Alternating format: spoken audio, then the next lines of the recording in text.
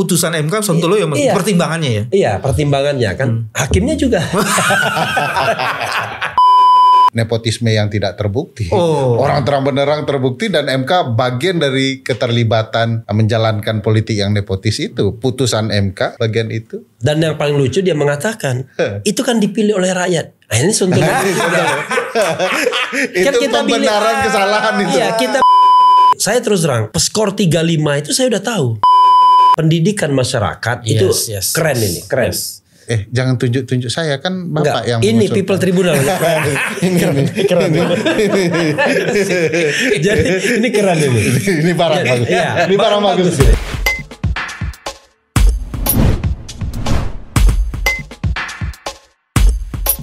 Bismillahirrahmanirrahim. Assalamualaikum warahmatullahi wabarakatuh. Teman-teman, jumpa lagi di channel ini, channel yang bukan keren cadas tapi menjaga kewarasan. Tapi saya setuju dengan channel keren cadas. Bukannya keren cadasnya begini bukan ya? Nah, di tempat orang kita begini aja. Tapi setelah begini ya begini. Alhamdulillah hari ini kita didampingi oleh dua pilar kewarasan yang terus menjaga integritasnya untuk membangun, memperluas, meninggikan kewarasan itu atas putusan Mahkamah Konstitusi yang dianggap mematikan demokrasi. Tapi diskusi kita tidak hanya itu, kita juga akan mendiskusikan apa saja yang menjadi agenda pokok pada proses pemilihan kepala daerah. Refleksi atas putusan MK dan menyiapkan tugas-tugas penting yang harus kita rencanakan baik-baik untuk pemilihan kepala daerah di 2024 November nanti. Ada dua, Dr. Refli, Associate Professor kali ya. Kamu kan dari Universitas Kehidupan kan Bos? Oke. Dan hampir kan? doktor Ferry Amzari. dia dokter in society, bukan dokter honoris causa. Cuman Ferry kalau juga ada yang nero saya soal dokter itu, pasti ada yang senang. Di sudut tertentu muka bumi ini seseorang. Oh ada ya? Ada. Tapi Ferry pun sebenarnya dokter honoris causa. Wah, ini belum profesor ternyata. Tapi kita hari ini kita sematkan ya dokter honoris causa. Suka-suka. Kalau dokter honoris causa berarti satu level sama Cak Imin ya. Sobat, ini ada yang menarik. Apa komentarmu terhadap pernyataan Pak Jokowi ini? Jadi Pak Jokowi menanggapi putusan MK, tuduhan kecurangan dan politisasi bansos serta mobilisasi aparat itu tidak benar. Nih pernyataannya kayak gini. Oke, luar biasa. Menghormati putusan MK yang final dan mengikat. Tapi kerutannya tambah banyak ya Pak Jokowi itu ya. Pertimbangan hukum dari putusan gitu Bang Refli kalah lawan dia. Yang juga menyatakan bahwa tuduhan kepada pemerintah ini fair tuduhan kecurangan tuh lihat sudut bibirnya lihat. Kemudian apalagi sambil baca bansos, kemudian mobilisasi aparat, ketidaknetralan kepala daerah telah dinyatakan tidak terbukti. Yang penting bagi pemerintah ini. Dirty vote itu mengada-ada dan omon-omon. Memang dirty vote omon-omon. Terima kasih Pak Jokowi. Tapi kalau Bapak tidak hanya baca catatan tapi putusan MK sendiri, mungkin cara pandang Pak Jokowi agak berbeda. Misalnya soal keterlibatan penjabat dan bansos itu bukan tidak bisa dibuktikan MK, tapi tidak cukup waktu 14 hari. Jadi MK menghindar sebenarnya dari tanggung jawab untuk membuktikan apakah itu benar terjadi. Tapi saya bilang begini, MK itu salah cara membuktikan bansos dan peran penjabat kepala daerah serta yang lain ya. Harusnya dicari ke kanan tapi MK belok kiri semua, jadi nggak ketemu. Misalnya untuk bansos yang perlu dibuktikan apakah terjadi kebijakan penggunaan insentif anggaran di tahun pemilu. Kalau unsur itu bisa dibuktikan udah selesai pembuktian gentong babi sebenarnya. Karena gentong babi itu tidak harus membuktikan sekali lagi terjadi pembayaran insentif anggaran kepada pemilih. Lalu pemilih menyatakan akan pilih orang tertentu. nggak harus sampai ke sananya, tapi cukup ada kebijakan dan tindakan penggunaan anggaran di tahun pemilu yang lari dari peruntukannya. Makanya dalam studi-studi kalau harusnya kepada minoritas pemilih tertentu atau warga sipil tertentu, ternyata di tahun pemilu itu dialihkan, itu sudah gentong babi. Dan itu udah terbukti bahwa Presiden sering mengunjungi Jawa Tengah, ya, daerah-daerah tertentu. Kalau di Temis dan peta kecurangan kita detailkan itu kunjungan-kunjungan Presiden itu dari Desember 2023 hingga Januari akhir 2024. Itu jelas sekali. Nah itulah gentong babi. Segentong-gentongnya dan sebabi-babinya. Ya. Nah itu kerusakan putusan MK. Setelah kecurangan pemilu diabaikan oleh MK, maka kedepannya juga akan berimbas kepada pilkada bahwa orang akan melakukan kecurangan securang-curangnya. Segentong-gentongnya. Nah, yang oleh Bang Effendi Ghazali disebut gentonglah segentong-gentongnya, babilah sebabi-babinya. Gitu. Untuk kemudian tidak bisa dibuktikan, tidak bisa dikejar. Nah, untuk kepala daerah sebenarnya MK sendiri mengatakan banyak bukti media online keterlibatan penjabat. Hanya MK tidak gali lebih dalam, tidak lebih jauh, dan tidak dipertanyakan di dalam persidangan. Jadi harusnya kan dipertanyakan kepada pihak-pihak tertentu. Ini ada video penjabat kepala daerah mendukung 02. Apa sikap Anda, komentar Anda misalnya. Tapi kan tidak ada upaya menggali itu sebagai hakim yang punya sifat aktif dalam persidangan. Jadi kalau Pak Jokowi belum baca putusan 01 PHPU Pilpres 22 Romawi tahun 2024 dan nomor 2, sebaiknya tahan diri dulu untuk berkomentar. Nanti salah lagi dan membuat tensi Bang Refli akan naik dan suara kian hilang gitu ya. Jadi jangan lihat dari contekan. Kan contekannya lihat dari juga hasil putusan, Bos. Nah, yang mencontek dan buat contekan ini yang menjadi masalah nih kayaknya. Jangan belum juga baca putusan. Belum baca putusan juga dan ya relatif ya tentu yang saja. Yang bikin contekan tuh dicontekin juga. Jadi memang banyak berbagai pertanyaan soal putusan ini. Kenapa nanggung betul? Dan hakim ini kan nanggung juga. Kalau konsisten dengan putusan 90, semestinya secara matematika ini 4 lawan 4 nih.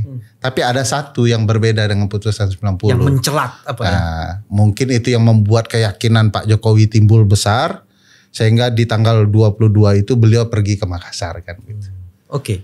Tapi Sobat Refli kalau kita lihat dalam persidangan, ada cukup banyak saksi, ada cukup banyak ahli yang mengkonfirmasi kan, membicarakan soal bansos dan mobilisasi. Paling tidak dari pihak kita aja, pihak 01 aja ada Profesor Joe yang mobilisasi. Bansos itu ada 3 orang loh yang ngomong loh. Anthony, Faisal Basri, dan Fit Arison. Dan juga ada beberapa saksi fakta selain bukti-bukti yang lain. Bagaimana pendapatnya? Saya mau berdoa dulu. Agar ngomong tidak salah karena suaranya habis ya kan. Iya. Tapi begini, Mas Bebe ya, saya mau menjelaskan bisnis proses dalam pengambilan putusan di MK sebagai mantan ordal. Jadi, ini kamu punya bocoran halus nih? Nggak ada. Oh nggak ada. Tapi bisnis proses. Bisnis prosesnya. Jadi saya membayangkan pada tanggal 17 April tersebut. RPH itu ya? RPH, Rapat Permusyawaratan Hakim. Nah, Rapat Permusyawaratan Hakim tersebut tinggal berdebat apakah Anda mau menerima atau tolak. Mengabulkan sebagian atau menolak. Kan begitu? Ya. Cuma 3 itu saja alternatifnya. Setelah didapat komposisi, ternyata komposisinya misalnya 50-50. ya, bukan mengabulkan seluruhnya. Menolak seluruhnya, kemudian di sini mengabulkan sebagian, karena kan sebagian yang dikabulkan. Maka yang menjadi pemenang adalah menolak. Oke. Maka semua argumentasi menolak itu put on the table, ditulis di dalam seluruh putusan itu.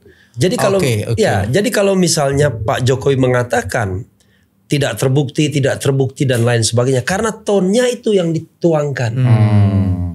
Coba kalau seandainya dibalik 4-4, maka seluruh argumentasi yang mengabulkan akan menjadi putusan. Maka semua akan terbukti seperti dikatakan Hakim Arif Hidayat.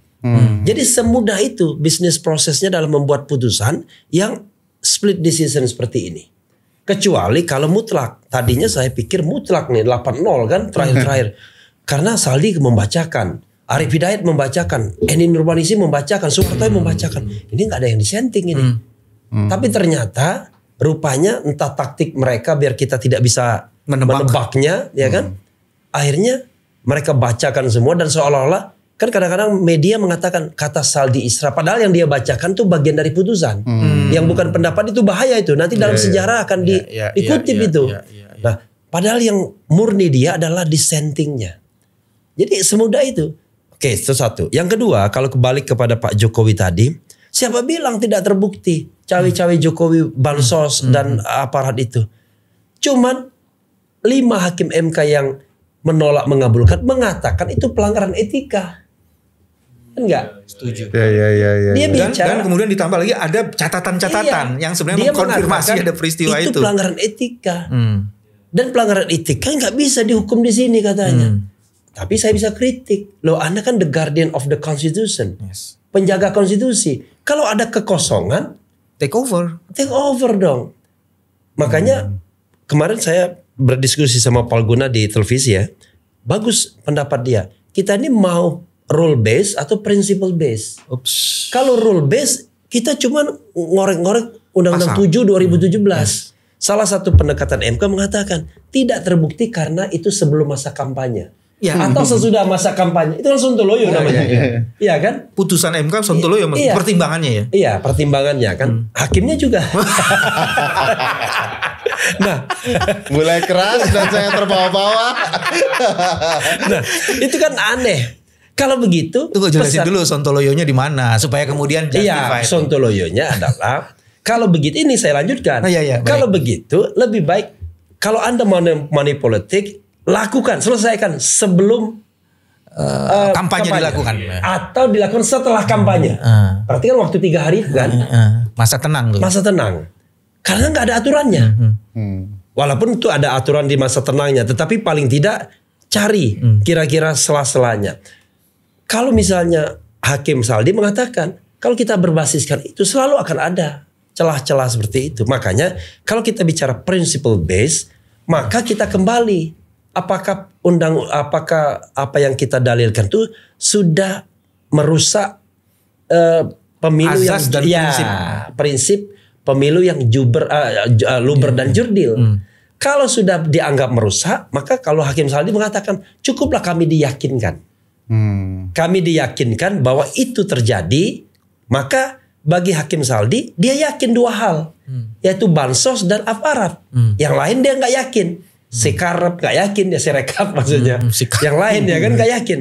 Bagi Hakim Arif Hidayat yakin semua dia, semua dalil diterima. Bagi Hakim Eni sebagian dalil diterima. Nah, karena itu menurut saya ini bukan lagi soal hukum akhirnya, soal bagaimana kemudian kekuatan di luar MK memastikan bahwa walaupun ada dissenting opinion, pastikan bahwa Dissenting itu Bukan yang memberikan paling pengaruh. bukan dissenting itu tidak menjadi mayoritas, kan begitu. Misalnya gini, kalau dissenting nggak mayoritas putusan dong. ya makanya itu yang dijaga kan, kan yang dia jaga bahwa kita menang. Oh ini ada Pak, ada dissenting 3 orang. Tapi kalau ketua ikut juga Pak, kalah kita Pak. Marking yang punya 2 suara ini kan kira-kira begitu paling gampangnya. Karena gini, kalau saya mencatat ya, Suhartoyo dan Saldi itu seperti double striker kalau sepak bolanya. Kalau double striker dulu ibaratnya Ruud Gullit Van Basten. Ruud Gullit dengan Van Basten. Luar biasa beliau ini kan. Double striker agak susah. Walaupun Ruud Gullit agak di belakang sedikit, Van Basten di depan. Van Bastennya namanya Saldi Isra, Ruud Gullitnya Suhartoyo kan. Dan dia Romario Bebeto. Bebeto Romario. Tepatnya Bebeto Romario. Kepala. Nah, ada pelayan. Jadi dia ingin menegakkan marwah Mahkamah Konstitusi yang hancur. Dan mereka membuat putusan yang bagus 2. 1, membatalkan Undang-Undang 1 1946 yang menjadi asbab di penjaranya banyak aktivis dan ulama. Yang kedua, menghapuskan parliamentary threshold paling tidak untuk dikaji ulang secara ilmiah, saintifik.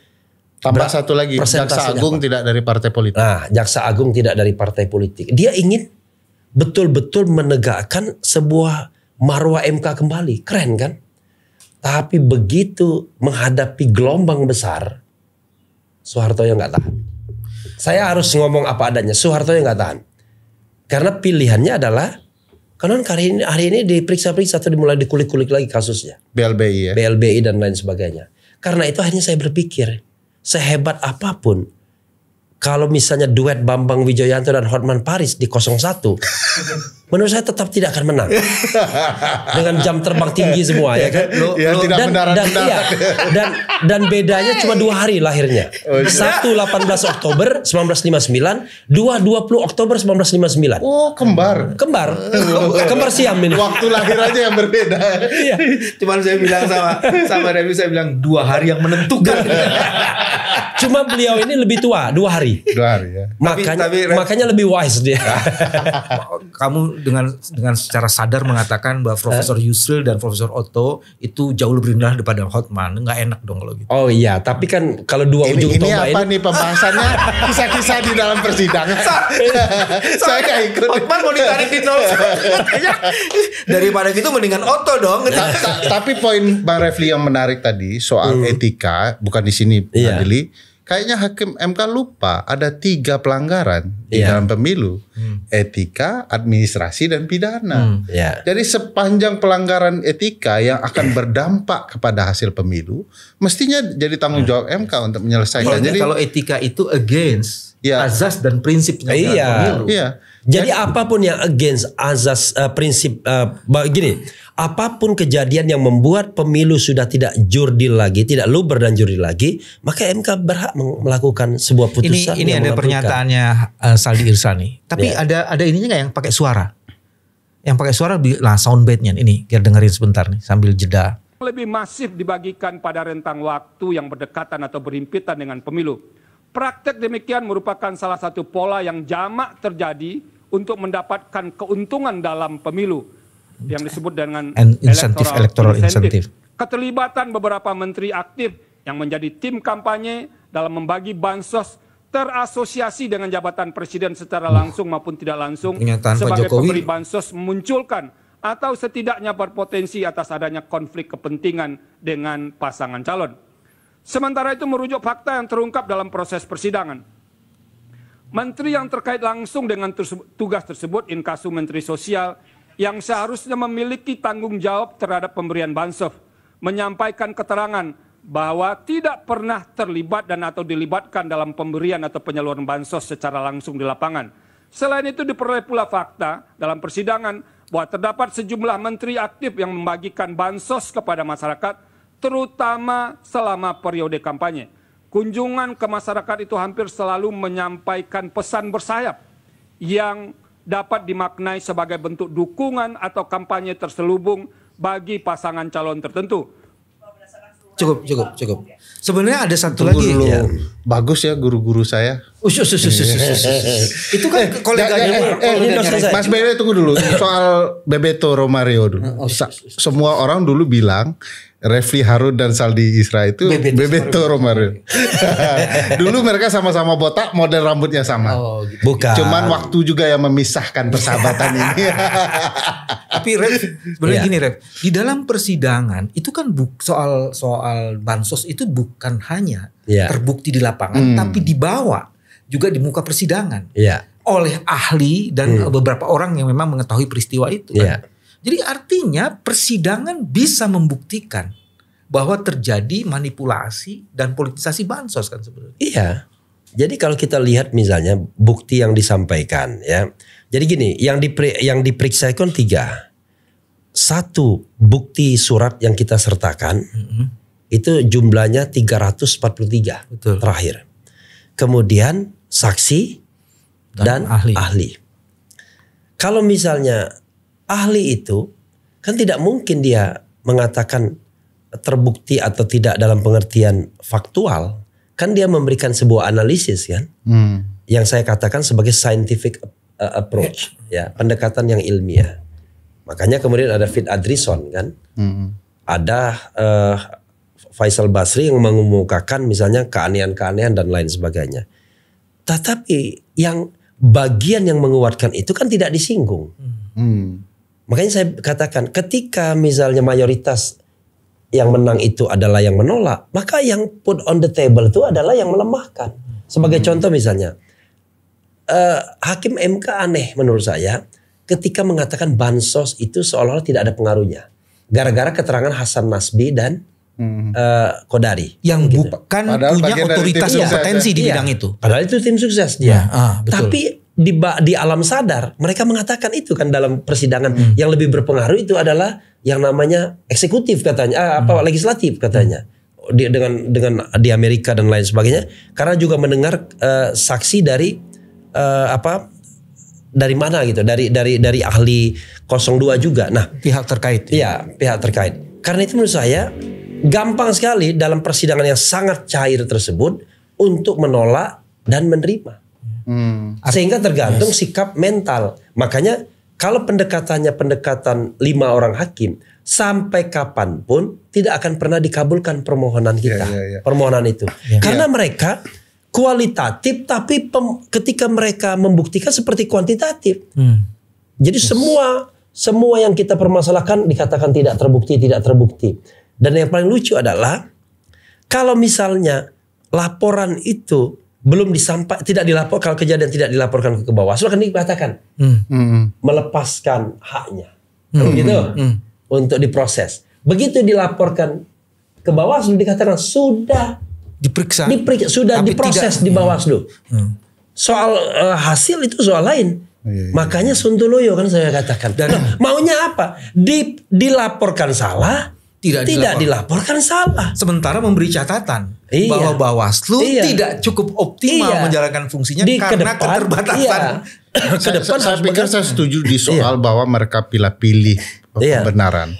Karena kalau untuk bansos sebenarnya kan ada bukti normatif yang bisa membantu hakim bilang ini tindakan yang salah. Misalnya di Undang-Undang Kementerian Negara. Bahwa Menteri Koordinator tugasnya mengkoordinir, bukan melakukan tugas teknis. Ini ada Menteri Koordinator Bidang Ekonomi yang turun secara teknis bagi-bagi bansos. Sudah salah nih. Kalau dilihat bahkan tidak ada menteri lain yang boleh mencampuri proses pembagian bansos kecuali Menteri Sosial berdasarkan Undang-Undang Nomor 11 2009 Junto 14 2019. Yang menyebut eksplisit bahwa tugas ini kepada menteri yang ditugaskan di urusan sosial. Nah sekarang berbagai menteri termasuk presiden mengeluarkan bansos. MK harusnya mengatakan dari norma sampai pembuktian fakta bahwa ini semua tindakan yang salah. Yang akhirnya akan berujung kepada politik gentong babi yang bagi saya itu terbukti bahwa mereka melanggar norma, terjadi praktik seperti ini berdampak kepada elektoral. Nah, saya tambahkan lagi hal yang tidak ditampilkan oleh MK, jadi cheating juga, yaitu bahwa Sontoloyo cheating. Sontoloyo cheating lagi. Cheating itu kan memilih-milih argumen ya, memilih. Iya. Nah, yang tidak ditampilkan lagi adalah soal bansos El Nino, baik bansos El Nino maupun BLT El Nino. Kan itu yang paling kentara bahwa terjadi penyimpangan. Bansos El Nino itu tidak diusulkan oleh Menteri Sosial, Kementerian Sosial, Kemensos. Makanya anggaran dia turun. Karena tidak dianggarkan lagi. Tapi muncul di kenapa karena El Nino-nya sudah landai. Puncaknya September landai dan Desember hilang. Dan puncak tertinggi di 2021. Lalu tiba-tiba bulan November ada ratas yang memperpanjang bansos El Nino itu dari Desember sampai Juni. Kan kita udah tahu Juni itu putaran kedua. Dan ada rapel. Rapelnya. Oke, bansos El Nino. Yang kedua, tiba-tiba keluar lagi yang namanya BLT El Nino yang 200.000 per bulan. Pada bulan Januari, Februari, Maret dan dirapel 3 bulan, dikeluarkan bulan Februari. Di tanggal pemilu. Lalu pertanyaannya kita tidak tahu sumbernya dari mana uang itu. Karena tahun anggaran baru dimulai. Maka dipakailah kita pikirkan kalau tidak anggaran presiden, automatic adjustment. Kan kantong kiri kantong kanan aja. Misalnya ahli kita Antoni Budiawan mengatakan tidak bisa dong automatic adjustment itu dilakukan pada awal tahun anggaran. Bagaimana Anda mengatakan bahwa prediksi anggaran tidak tercapai atau kurang pendapatan? Awal tahun anggaran di bulan Januari. Itu bagi saya itu bukti terang benerang kan bahwa bansos ini untuk kepentingan kantong babi. Kita tidak perlu lagi membuktikan apakah dampaknya ada pada dampak elektoral atau tidak, pada suara atau tidak. Tetapi kalau memang ada intensi untuk menggelontorkan bansos bagi kemenangan pihak 02, maka itu sudah sah, justified. Kalau begitu nanti kita akan mengatakan nggak ada kok pengaruhnya money politik terhadap suara. Boleh dong money politik kalau begitu. Kan nggak bisa begitu. Ada tindakan-tindakan yang sudah dilarang yang akan membuat pemilu ini tidak luber dan tidak jujur, melanggar prinsip pemilu. Nah, soal yang namanya pendekatan prinsipal base tadi itu nggak dipakai 5 hakim yang baru kemarin sore itu. Sontoloyo kemarin sore satu lagi apa tadi? Cheating. Tapi saya karena kemarin sore gini biar tahu konstelasi penonton kita ya kan. Hakim yang paling senior adalah hakim yang diafkir, yaitu Anwar Usman. 2011 dia menjadi hakim konstitusi. Yang diafkir. Ya. Yang kedua senior ada Arif Hidayat, 2013 jadi hakim konstitusi. Yang ketiga Soehartoyo 2015 kalau tidak salah. Yang keempat Saldi Isra 2017. Lalu Eni Nurbaningsi.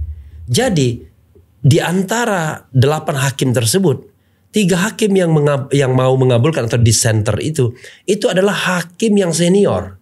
Bahkan satu-satunya hakim yang pernah menyidangkan ini 3 kali itu adalah Arif Hidayat. Bayangkan dia. Kamu bilang apa sebenarnya dengan artinya 3 hal. 1, pengalaman mereka lebih. Karena itu mereka belajar dari pengalaman masa lalu. Kalau ingin kita ada terobosan baru. Kedua, mereka ini profesor-profesor di perguruan tinggi. Paling tidak ilmunya lebih lah sedikit dibandingkan yang kemarin sore. Kan begitu. Ya kan?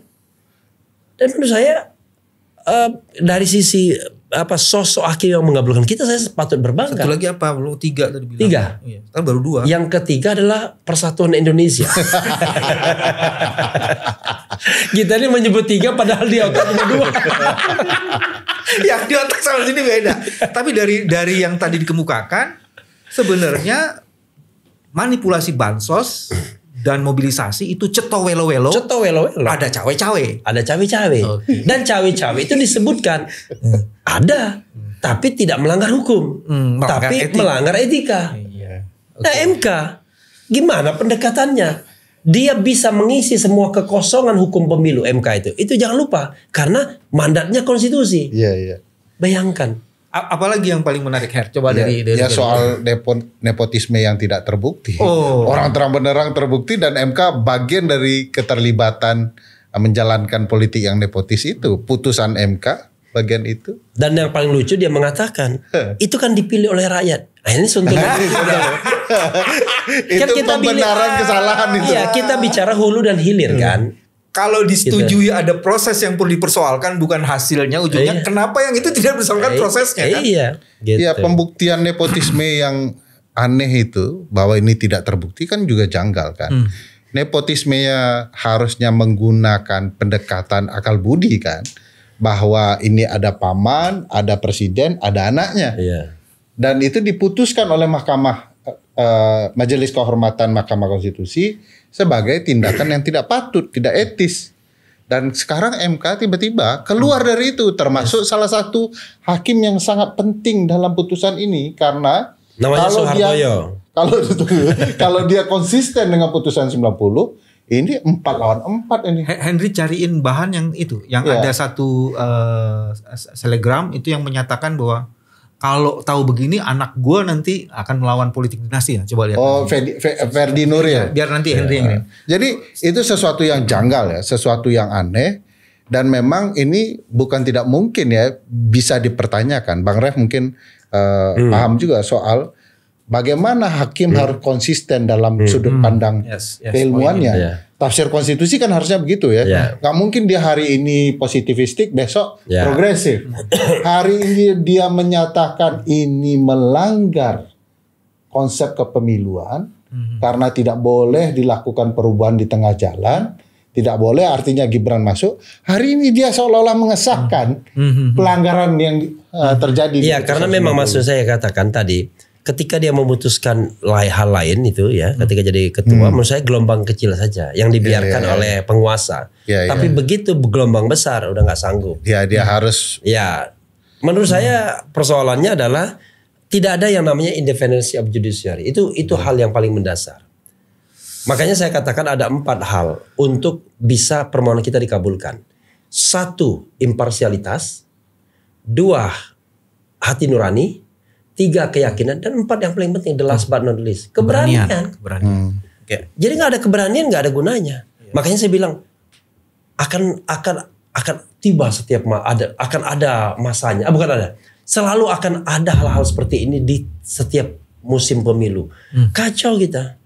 Jadi kalau kita bicara tentang evaluasi pilkada dan lain sebagainya, tidak ada gunanya selama praktik bernegaranya itu masih sontoloyo seperti ini. Ini ada kaitan dengan pilkada ya, kan disinggung Bang Ref. Tapi pilkada nanti kita enggak, ini kaitan dengan putusan Pilpres. Di kasus Alex Nurdin, terbukti bahwa pemberian bansos itu mempengaruhi hasil. Dan itu tidak dipakai oleh MK lupa. Mungkin lupa ya. Membuat terlalu putusan. banyak putusan itu. Dan mungkin padahal itu salah satu putusan yang sangat fenomenal. Tapi MK ini baik loh. Baiknya kenapa? Dia itu bertindak sebagai advokatnya 02 pemohon dan pihak terkait. Kenapa? Dalam putusannya itu pemohon, ya kan? Termohon pihak terkait tidak menyertakan alat bukti, tidak menyertakan alat bukti, saksi dan ahli, kan begitu? Tapi dia tolak dalil kita, kan begitu. Hebat loh itu. Di sebagian juga mengatakan bahwa termohon tidak menggunakan haknya untuk menjawab. Dan tidak ada alat bukti dan yang lainnya adalah kendati demikian, pemohon tidak menyertakan saksi dan ahli untuk meyakinkan MK. Sontoloyo enggak? Saksi dan ahli dibatasi 19 saja. Ini si Verdi. Saya yang maksud dengan putusan Sumsel itu adalah baik hakim yang mayoritas maupun minoritas tidak mengutip putusan ini loh. Yes. Padahal kan harusnya hakim mengutip putusan yang kemudian mempertegas bahwa dulu kami sudah pernah memutus, sehingga harusnya kami pakai standar ini. Jadi ada putusan yang monumental bahwa bansos itu mempengaruhi elektoral, tapi itu secara fundamental tidak dipakai. Tidak dipakai. Bahkan kalau ingat Saibu Raijua yang dia orang asing tiba-tiba terpilih, dianggap tidak memenuhi syarat, lalu digagalkan. Ini juga tidak disinggung oleh hakim mayoritas maupun minoritas, bahwa MK bisa menggagalkan seseorang yang terbukti melanggar syarat. Ternyata dia bukan anggota Manchester United tapi ikut main. Ya gagal, dia harus dibatalkan. Jadi ini nih yang tadi saya bilang nih, Ferdi Nuril nih. Ferdi Nuril. Kalau MK sudah menilai Jokowi tidak melakukan nepotisme dalam pencalonan Gibran, berarti gue harus mempersiapkan anak-anak gue untuk melawan capres-capres dari silsilah Jokowi. Luar biasa. Kalau anak-anaknya tapi ini memang dia mencalonkan agak aneh juga ya. Tapi dia serentak anak-anaknya mencalon. Bisa, karena kalau dalam ayat-ayat cinta istrinya 3 ya. Sekarang kita pindah topik. Coba ini beberapa baru kemarin kalau nggak salah ini. Coba ada di KPU. Hari ini ya di KPU. Pertemuan. Ini coba sisi romantis ya. Tanda tangan. Lihat itu. Pak Anies diguncang-guncang gitu. Sampai untung nggak dibanting ya. Iya. Tapi Gibran tepuk tangannya mahal sekali tuh. Buat anak orang kaya itu. Iya. Apa komentarnya? Pak Refli lah dulu. Ya, apa perasaannya kita teman-teman? Kan bicara tentang gesture ya. Gesture itu kan menggambarkan psikologi orang kan. Kalau Anda pengen terharu, pengen merasa akrab, teman lama yang akhirnya Bisa. yang sempat marah-marahan lalu kemudian kita berbaik kembali, akan dia peluk. Kan gitu kan? Dia peluk. Dipeluk bukan diguncang. Bukan diguncang begitu. Kalau diguncang itu seperti mengatakan, lu sialan lu. Itu gue menang. Gue masih ingat lu sabar. Lu masih ingat. Lu menghina gue di debat lu. Kan gitu. Itu kita bicara gesture ya. Tapi karena kita bukan ahli gesture, ya sudah kita itu cuma omong-omong doang. Nah, kalau pertanyaannya ke Bang Ref adalah kalau temannya yang di MK kemudian keluar sehingga bisa ngobrol lagi dengan Bang Ref, itu dipeluk atau diguncang? Saya tidak peluk dan tidak guncang. Kenapa? Karena begitu saya ketemu saja lari dia. Nah, itu waktu jadi hakim. Oh, jadi hakim. Nah, kalau sudah selesai, Ya. itu kangennya seperti apa? Oh, kita bisa tidur bareng. Tapi tunggu dulu. Tidur bareng itu terpisah ranjangnya ini. Sebelum dilanjutkan ini, harus- sebelum dilanjutkan harus ini, hati-hati. saya kok tiba-tiba dapat informasi ini. Katanya ada hakim yang diparkir itu yang punya mobilitas tinggi sebelum putusan tuh. Ya, Itu gini. informasinya Kalau gimana itu? kalau isu itu kan seperti Bau kentut. saja. Tetapi- Seperti nepotisme. Tapi jangan tapi jangan salah. Bau kentut itu kan terasa kan? Walaupun kita tidak tahu sumbernya. Ya banyak hal, misalnya gini, saya terus terang, skor 3-5 itu saya udah tahu. Cuma saya tidak bisa menduga, saya menduga bahwa 3 itu ya Soehartoyo, Arif Hidayat, dan Saldi Isra. Bosman Mardigu bahkan sudah dia sebarkan di dalam kalau tidak salah X dia, Iya, ya kan? oke. Bosman Mardigu. Dan saya udah tahu. Nah, begitu Eni ternyata juga Berpihak. Dissenting. ingin mengabulkan, saya baru sadar, waduh, ini seharusnya permohonan ini dikabulkan. Maka pikiran liar kita ini pasti ada yang beroperasi kan. Nah, informasi angin-angin yang kentut tadi mengatakan ada memang hakim yang paling senior yang beroperasi kemana-mana, mendatangi para hakim, kecuali 3 itu yang nggak diinikan. Tapi saya tidak bisa mengkonfirmasi ini bau kentut ini kan, karena ini kan omongan-omongan.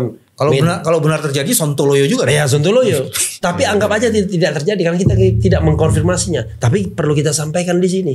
Karena gini, gaya berpikir seseorang mengatakan, ini Rocky Gerung itu Rocky Gerung perlu kita ketika kita tidak bisa mendapatkan fakta dan data, karena fakta dan data itu tersimpan di sana, nggak mungkin kita mengakses hakim konstitusi. Kalau kita mengakses hakim konstitusi, salah pula kita. Misalnya, wah ini kan seperti bagaimana diceritakan si X dan lain sebagainya. Makanya saya katakan untuk menjaga kredibilitas saya dan hakim konstitusi, walaupun kita kenal dekat, WA pun kita tidak pernah. Bahkan ketika Idul Fitri kita tidak mengucapkan Idul Fitri.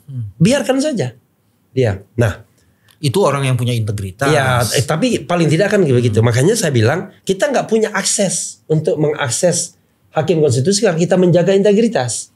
Ketika kita tidak punya akses terhadap hakim konstitusi, maka kita mengandalkan kalau tidak ada informasi adalah logik, ya kan? Ini kalau misalnya ada Eni mengabulkan, harusnya kan Soehartoyo juga ada. Karena Soehartoyo itu 2 hakim yang mengabulkan presidensial threshold. Padahal kita tahu presidensial threshold itu mahkota istana. Tidak boleh presidensial threshold Dan dikabulkan. dalam kasus putusan 90 dia juga dalam Dia dissenting. juga. Itu yang tadi argumennya Ketika Ferry. menjadi ketua MK dia menelurkan putusan yang bagus. Bahkan saya mendapatkan informasi dia berkunjung di suatu tempat bersama Saldi Isra dan mengatakan kalau dia ke media lah, ya saya tidak menyebutkan medianya mana, mengatakan kalau dia ingin mengubah wajah MK.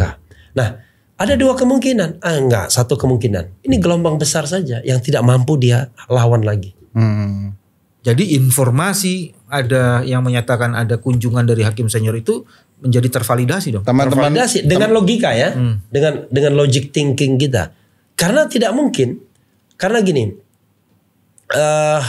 barangkali tidak cukup hanya dengan pesan WA, kan bisa dilacak nantinya.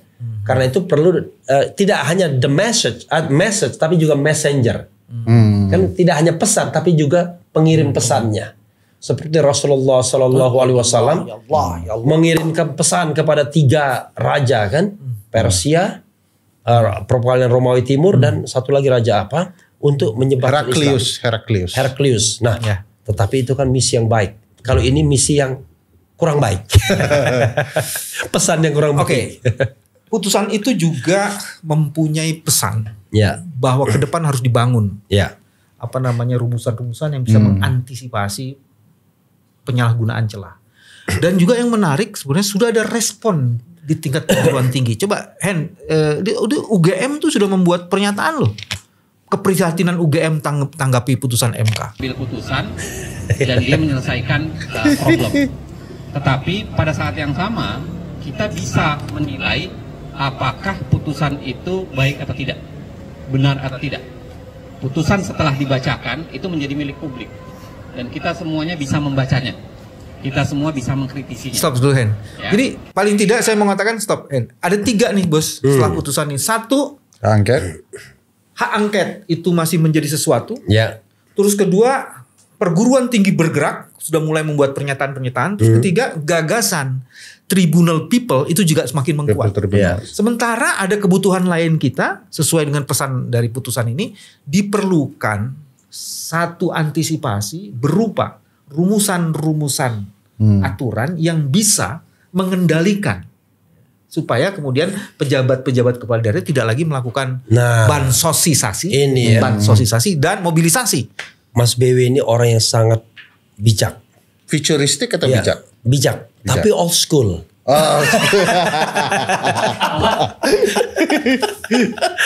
Soalnya itu kan gaya berpikir kita kan instrumentalis, ya kan? Seolah-olah sesuatu itu bisa kita tambal dengan aturan. Padahal kalau struktur kekuasaannya tidak berubah, nggak ada gunanya. Pola permainannya juga tidak akan berubah. Jadi tidak ada manfaatnya pesan yang ada di dalam putusan. Justru makin melegitimasi bahwa kecurangan pilkada itu nggak benar. Kita udah perbaikin. Karena akan dihela ya oleh KPU yang sama, oleh Bawaslu yang sama. Yang merasa di atas angin. Mereka tidak salah. Coba bayangkan, ini pilkada serentak, maka akan digelar dalam sebuah war room, ya kan? Daerah mana aja yang kita harus kuasai. Udah, tinggal taruh-taruh aja. Dan kekuasaan akan berbagi. Pak, kami dong Pak, misalnya. Oke. Yang wilayah ini gue. Iya, wilayah ini. Nah, yang oposisi sedapat mungkin nggak dikasih. Itu 1. Yang kedua, DPR sebelum penetapan dan putusan MK saja, penetapan Prabowo Gibran dan putusan MK saja, mereka pucu-pucu maju mundur, apalagi sekarang. Nggak mungkin, sudahlah. Angket nggak mungkin. Kalaupun ada angket, pasti ada kesepakatan agar angket nggak tajam-tajam amat. Gitu. Nah, karena itu menurut saya sampai kesimpulan bahwa itu bukan angket dong. Angkot, ya kan? Tapi saya kembalikan kepada ketika Mas BW berada di Yayasan Lembaga Bantuan Hukum Indonesia. Pendekatannya harus strukturalis, jangan kulturalis. Kita rombak struktur kekuasaan, ya kan? Jangan sekedar kultur kekuasaan. Kalau hanya kultur kekuasaan, ya tadi pendekatan instrumental. Kita berharap mereka baik. Gak bisa. Contoh, saya kasih contoh Mas BB. Ini serius, ya kan? Ya harus serius nih. Saya nanya serius juga. Kelihatan dari pergerakan badannya tadi. gestur. Saya kasih contoh. Apakah pemerintahan sekarang nanti ya Prabowo Gibran berkepentingan terhadap tegaknya demokrasi, terutama demokrasi elektoral? Enggak, gak mungkin. Karena dia pengen 2 periode. Dan dia tahu bahwa mendapatkan kekuasaan bukan dengan demokrasi, tapi dengan uang dan bansos. Karena itu dia tidak berkepentingan. Maka kerja-kerja demokrasi dari pemerintahan tidak akan pernah ada. Akan dibatasi. Lip service. Nah, karena itu akhirnya ya sudah. Struktur itu yang harus berubah. Civil society harus terus merangsek terus. Dan mudah-mudahan ada perubahan fundamental nanti yang menggelindik dalam beberapa tahun ke depan. Begitu. Iya, angket sulit diharapkan karena semestinya sebelum sidang MK itu sudah berjalan supaya proses penyelidikan soal kong-kalingkong selama tahapan pemilu bisa dibongkar di angket. Nah, sekarang sudah ada yang menang. Apakah mungkin Angket Tapi apakah angket bermanfaat kalau terjadi? Iya, potensial bermanfaat walaupun tidak akan tajam-tajam betul seperti Bang Refli. Karena pasti negosiasinya beda sebelum sidang MK, setelah sidang MK.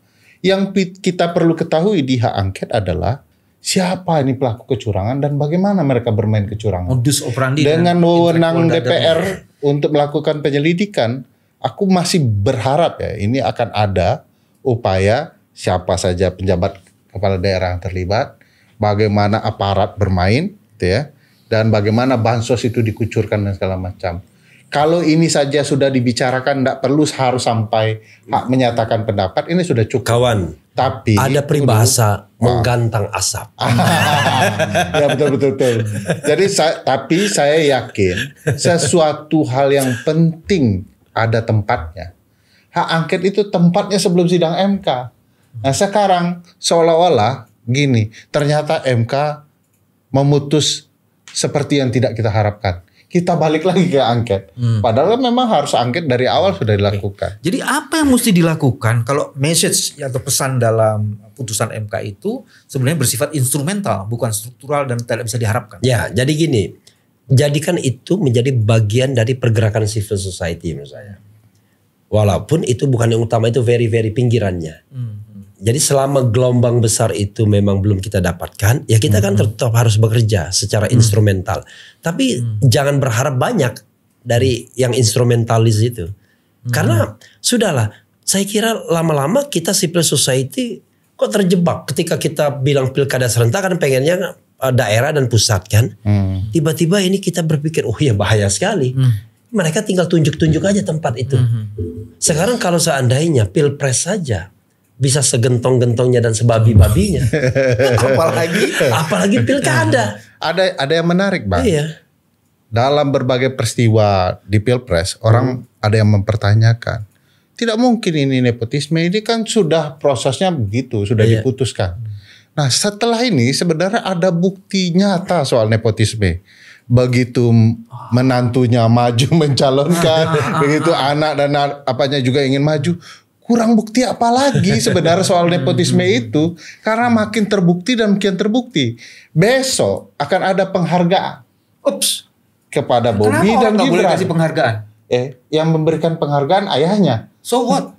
Nah, kalau mau bicara nepotisme, ini sudah bukti yang terpampang jelas. Ini kurang berita dari mana ini? Ini sudah diumumkan di berita. di media, diumumkan di media. akan mendapat luar biasa. Satya Lencana Karya apalah begitu ya. Saya nggak ingat juga. Siapa yang kalau udah diberitakan berarti udah terbuka untuk umum. Presiden akan memberikan penghargaan kepada Bobi dan Gibran.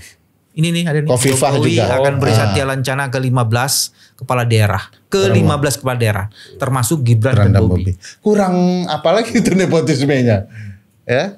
Jadi ya saya tidak tahu ya, sebenarnya akan terbukti termasuk juga ketika pilkada nanti ternyata relasi keluarga Jokowi akan ikut maju dalam proses ini. Jadi kian terbukti nepotismenya, lalu publik masih ada yang meragukan kebenaran soal praktik nepotisme di era Saya Jokowi. Mas BW ya lebih tertarik untuk membahas siapa-siapa saja aktor politik yang berani secara tegas mengatakan berdiri di luar pemerintahan. Itu yang kita butuhkan pada saat ini. Dengan segala konsekuensinya kan. Karena kan kalau kita bicara misalnya ini pemerintahan, ini civil society, ini business society. Kita tahu bahwa memang kadang-kadang orang mencapai bisnis ini, itu harus dengan pemerintahan. Tapi bisa jadi kita caring each other, kemudian kita membangun ekonomi rakyat walaupun tidak menjadi bagian dari pemerintahan. Bisa jadi sebenarnya. Nah, kemarin saya kebetulan interview sama Leon Tokped ya kan. Bagus juga. Jadi tidak perlu pikirkan, kita bisa membangun masyarakat walaupun kita tidak di pemerintahan. Oke. Nah, itu nanti menjadi modal kita membentuk masyarakat medeni tadi. Masyarakat medani yang sesungguhnya. Sekarang medeni. Jadi kalau begitu sebenarnya tribunal people menjadi people tribunal menjadi justified ya. Untuk bisa memicu dan mendinamisir dan menggerakkan. Ya, tetapi memang nanti akhirnya tetap sebenarnya semangat bagi kita boleh lah ya. Saya kira terus John Pires nggak setuju loh. Saya todong dia. People Tribunal nggak setuju loh. Kenapa nunjuk saya semua? Apa salah saya? Oke. Siapa? John Pires mau jadi hakim. Profesor John Pires. Ya. Oh, sudah ada pemilihan hakim nih? Bukan. Saya mendengar kabar lagi cari-cari ini kira-kira. Udah mulai bocor halus nih. Bukan, saya cari-cari, tanya-tanya kalau memang People Tribunal itu mau diluncurkan kan siapa? Dalam masa seperti ini, seperti saya katakan tadi, tidak mudah mencari orang yang secara berani standing for opposition, ya kan? Oh, kalau melipir ke pemerintahan semua mau, ya kan? Tapi standing for opposition itu kan kita tanya aktor iya. Nah, aktor Dirty Love Dirty Vote.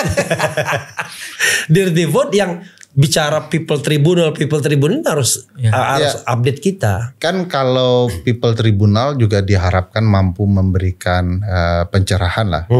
Jadi setidaknya pasca putusan MK kalau forum ini terjadi, orang bisa mempersandingkan. Jadi ini tujuannya ilmiah. Apa yang terjadi di MK dan bagaimana seharusnya pembuktian menurut masyarakat. Jadi orang tercerahkan. Kok MK nggak pakai model begini ya? Kok? Ini menurut saya sebagai sebuah pendidikan masyarakat itu keren ini, keren. Jangan tunjuk-tunjuk saya kan Bapak yang ini People Tribunal. keren. Jadi ini keren ini. Ini barang bagus. Ini barang bagus. Kenapa? Bagi media juga media senang kan pendidikan masyarakat. Kita seobjektif mungkin. Nah, bila perlu kita nih yang mantan-mantan ini disertakan juga sebagai pemberi keterangan kan? Atau kita pihak mengajukan diri sebagai pihak terkait, kan bisa jadi. Dan nanti kita betul-betul di challenge benar. Tidak-tidaknya membuat amicus curiae nanti. Amicus curiae. Walaupun setelah saya bilang, setelah membaca amicus curiae, tak satu pun dalam pertimbangan itu ada amicus curiae-nya. Padahal dikatakan mau dipakai kan? 14 atau 16 amicus? 14. Iya, jadi setelah membaca amicus curiae ada juga di dalam pertimbangan hukumnya. Iya. Cuman tidak dijelaskan. Tapi tidak dijelaskan. Mana poin-poin amicus curiae? Saya kira nggak akan sempat dia. Kan cuma gimana sempat? Deadline tanggal 16, tanggal 17 sudah putusan. Kapan dia baca? Ya kan? Teman-teman, inilah cara kita menjaga kewarasan dan kata kuncinya konsolidasi masyarakat sipil harus dilakukan sebagai bagian dari menjaga kewarasan. Sampai ketemu lagi. Terima kasih. Assalamualaikum warahmatullahi wabarakatuh. Waalaikumsalam warahmatullahi wabarakatuh. Keren cadas.